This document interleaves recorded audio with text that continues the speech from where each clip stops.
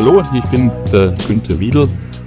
Ich bin bei der Oberheitzinger GmbH zuständig für die Schreinerei. Bin hier Betriebsleiter und bin seit ca. 20 Jahren im Unternehmen mit dabei.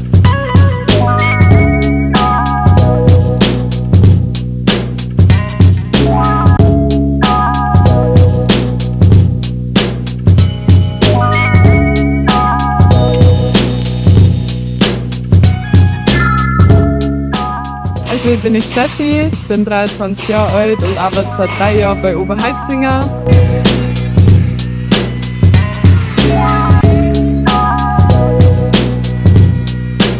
In meiner Ausbildung habe ich schon Kontakt mit Lamello gehabt, dadurch, dass ich jetzt 2 Jahre CNC fräse.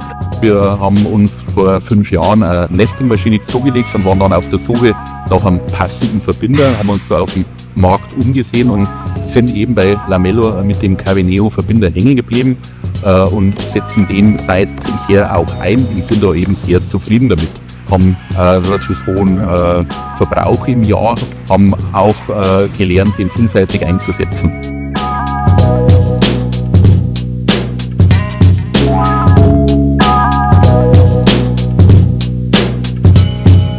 Ich schätze die Zusammenarbeit mit Lamello sehr.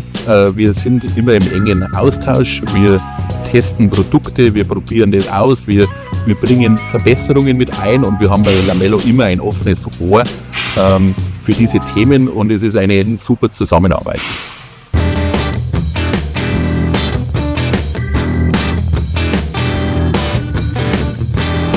Wir befinden uns hier im Porsche-Zentrum Altötting.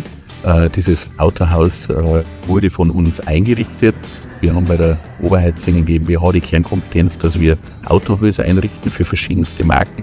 Bei den Möbeln haben wir auch verschiedene Verbinder. Da haben wir Lamello im Einsatz, wie den Caveneo, die klassischen Lamellos, die Clamex-Verbinder, je nachdem, wie es die Verbindung eben braucht.